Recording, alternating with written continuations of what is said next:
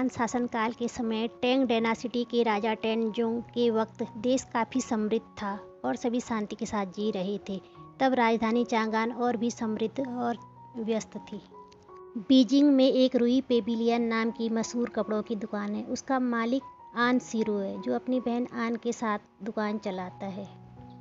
आन सी की एक छोटी बेटी है जिसका नाम लियू ली है। वो परिवार वहाँ अपनी बेटी के लिए शाही महल के लिए कपड़े बनवाने आता है। आन सी महल की बात सुनकर घबरा जाती है, क्योंकि वो पहले महल में सबसे काबिल कपड़े बनाने वाली औरत थी। उस जैसी कढ़ाई और सिलाई पूरे राज्य में कोई नहीं कर पाता था। फिर एक दिन महल की राजनीति के चलते महारानी गोंगसुन ने उसे निकाल दिया। तब से वो अपनी बेटी के साथ रुई पेविलियन में छुप कर रहती है। लिन सांगफू ब्यूरो की हेड है। सांगफू ब्यूरो महल की औरतों के लिए कपड़े सिलता है। लिन एक घमंडी औरत है जो अपने अंडर काम करने वालों को दबा कर रखती है। लिन को कहीं से खबर मिलती है कि रानी योंग नई महारानी बनने वाली है। वो रानी के साथ पिछले मनमुटाव को ख़त्म करने के लिए कपड़े बनाना चाहती थी। वो ये काम जिन को सौंपती है, जो एक ज़माने में आनसी की शिष्या थी।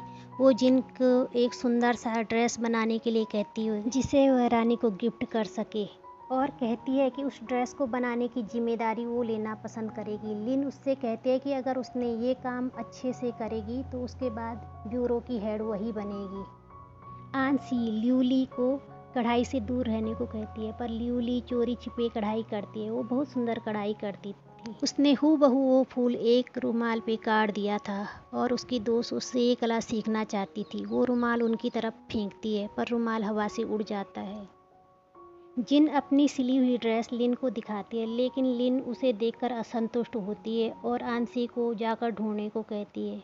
अगले दिन जिन ड्रेस लेकर आनसी के पास पहुंच जाती है और उसे धमकी देती है कि वो उसकी पहचान छुपा के रखेगी, पर उसे बदले में ड्रेस अच्छी बना कर देनी पड़ेगी। आनसी उसकी बात मान जाती है और कहती है 7 दिन बाद आकर ड्रेस ले जाना, लेकिन बदले में वो चाहती है कि वो किसी को उसका पता न चले कि उसकी एक बेटी भी है। जाने से पहले वो उसे अपनी गोल्डन नीडल देने को कहती है, जिसे राजा ने उसे गिफ्ट किया था, और वो दुनिया की इकलौती नीडल है, लेकिन वो मना कर देती है। लियो ली अपनी माँ के रूम में जाकर वो गोल्डन नीडल चुरा रही होती है, पर पकड़ी जाती है। उसकी माँ उसकी बनाई कढ़ाई देखती है तो उसके हुनर को देखकर डर जाती है और उसे डांटती है, क्योंकि इसी हुनर की वजह से उसने दुनिया से धोखा खाया था।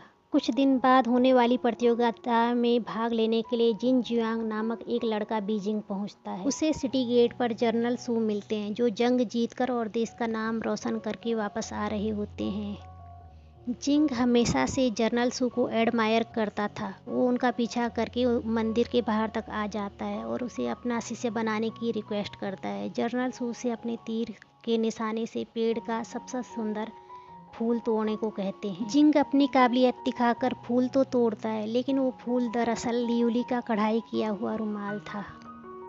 आनसी का पति एक डरपोक इंसान था। उसे लगा कि राज परिवार की पोशाक बनाने में अगर थोड़ा भी भूल चूक हो गई तो उसका खामियाजा कहीं उसके परिवार को न भरना पड़े।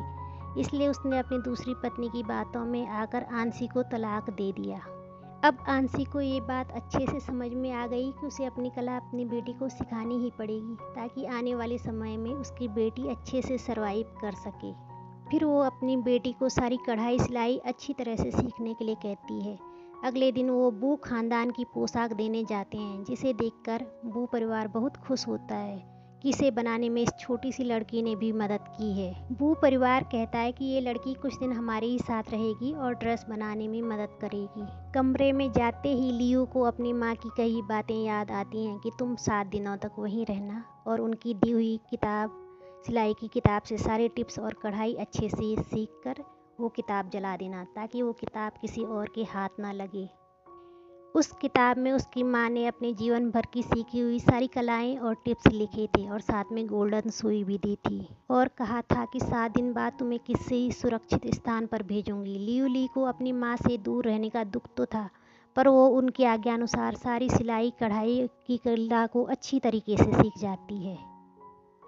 और इसी के साथ हमारा ये एपिसोड ख़त्म हो जाता है।